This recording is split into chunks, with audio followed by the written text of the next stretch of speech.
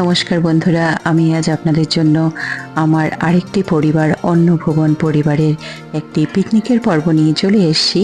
তো এর আগের দিন আমি আপনাদের সকলের সাথে আমার অন্নভুবন পরিবারের সাথে পরিচয় করিয়ে দিয়েছিলাম। তো অন্নভুবনের জন্মদিন উপলক্ষে আমরা এই পিকনিকটির আয়োজন করেছি। 28 জানুয়ারি আমাদের অন্নভুবনের জন্মদিন, সকলের প্রিয় অন্নভুবনের জন্মদিন।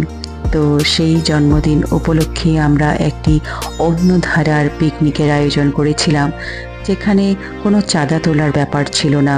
বাড়ির থেকে আমরা সকল সদস্যরা যা কিছু নিয়ে এসেছি সেটা দিয়েই এই পিকনিকটি হয়েছে। আমি ভিডিওর শুরুতেই দেখিয়েছিলাম আমাদের প্রিয় বৌদি সবাই যে নিয়ে এসছে চাল, ডাল, আলু, টমেটো যা কিছু, তো সেই সমস্ত বের করে সাজিয়ে রাখছিল। তো আমরা যেন ছোটোবেলায় ফিরে গিয়েছিলাম সকলে। তো খুব ভালো হয়েছিল এই পিকনিকটি।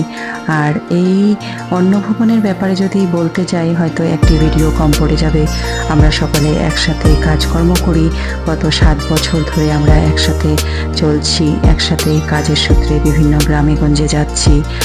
তো এই যে অন্নভুবন আমাদের সকল সদস্যদের একটি ভালো লাগার, সকলকে ভালো রাখার একটি জায়গা, এটা নিয়ে হয়তো কিছু বলতে গেলে আমাদের অনেকটা সময় লেগে যাবে। তো এই ছোট্ট ভিডিওতে হয়তো আমি কিছুই বলে উঠতে পারবো না, শুধু এইটুকুই বলবো যে আমাদের এই পরিবার হলো একটি সকলের ভালোবাসার, ভালো লাগার একটি পরিবার। এই পরিবারে আরও অনেকেই রয়েছে, আসতে পারেনি বিভিন্ন কারণে। জীবনের সমস্যা তো থাকবেই, তার মাঝেই একটু ভালো থাকার আমরা চেষ্টা করি, সবাই মিলে যাতে একটু ভালো থাকতে পারি, একটু ভালো রাখতে পারি। এই যে আজকের দিনটি পার করলাম, সেটা হয়তো অনেক দিন পর্যন্ত আমাদেরকে আনন্দ যোগাবে। আর অন্নভুবনের জন্মদিন বলে কথা, সেখানে কেক থাকবে না সেটা তো হতে পারে না। আমরা কেক কেটে নিলাম জন্মদিন উপলক্ষে।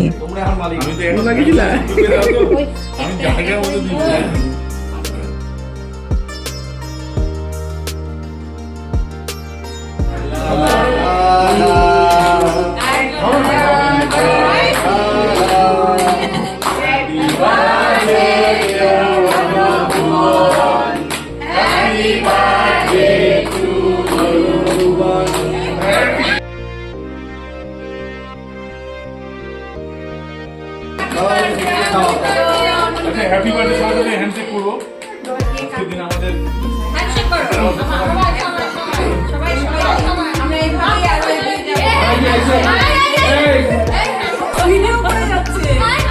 আমাদের রান্নাবান্না কমপ্লিট হয়ে গিয়েছে।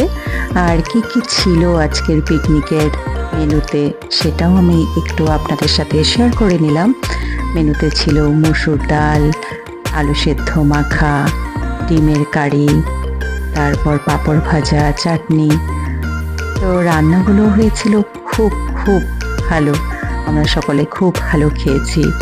তো রান্না বান্না কমপ্লিট হওয়ার পরে আমরা সকলে বসে একটুখানি, আমরা যে এই 7 বছর ধরে অন্নভুবনে একসাথে কাজকর্ম করছি, আমরা কি পেলাম সেটাই আমরা সকলে মনের ভাব প্রকাশ করছিলাম।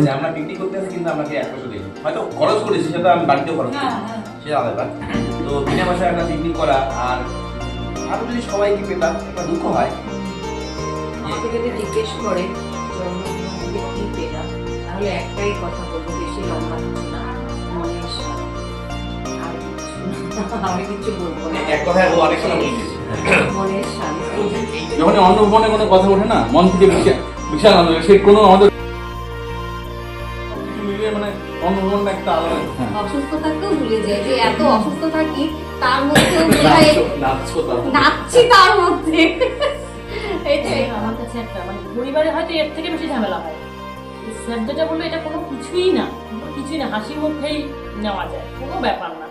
সবসময় একটা মানে উৎসাহ পাই এখান থেকে চলে যাওয়ার পরে, যার জন্য এটা আমার কাছে খুব সাহারার জায়গা, ভীষণ শান্তি। কি বলবো, যেটা বলো সেম কথাই, অন্নভুবনে সবসময় আমি নিজে পরিবার মনে করি।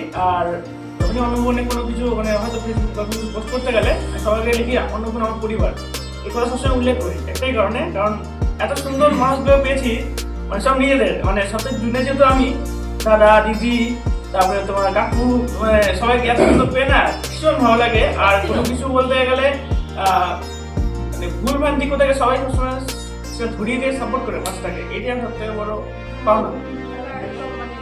খুব আনন্দের সঙ্গে কাজ করে।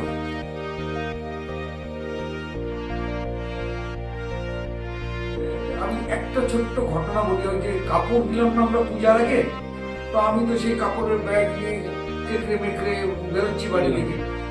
আমার ভাই, মেজো ভাইয়ের বউ কোথায় যাচ্ছেন বর্দায় এত কাপড় টাপড় নিয়ে গৌতম?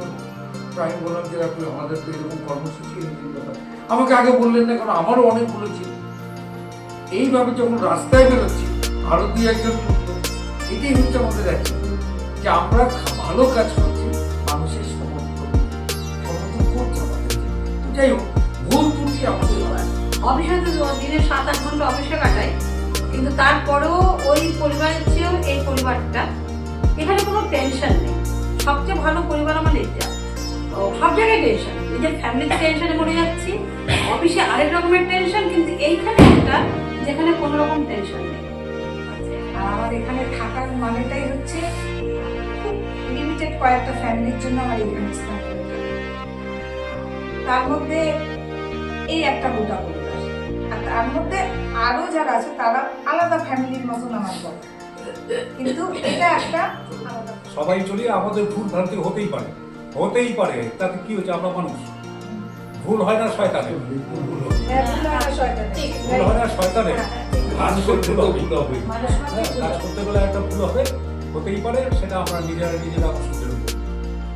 ঠিক আছে, সবাই ভালো থাকি, সবাই কিন্তু না জিনিস আমার ইন্টারেস্টিং লাগে, ভালো লাগে সবার সাথে সত্যি তো ইন্টারেস্টিং লাগে।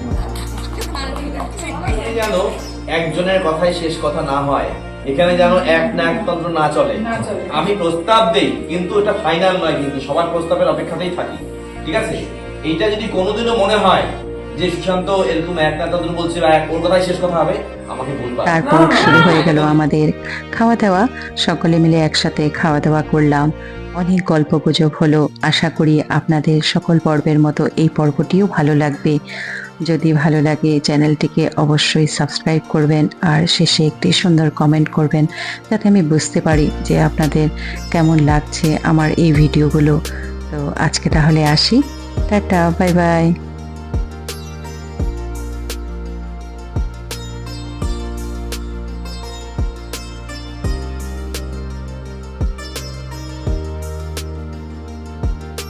আজকের পিকনিকের উপরই পাও না অশোক চলে এসছে। কিছু না দিয়ে সবাই তো কন্ট্রিবিউট করেছে, আমি কিছুই করিনি।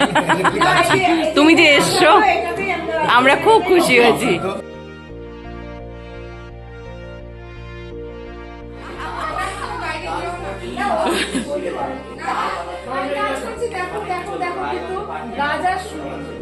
একদম রাজাটাকেও নাচতে নিয়ে নিতা, তাহলে হয়ে যেত। বাই বাই, এসো।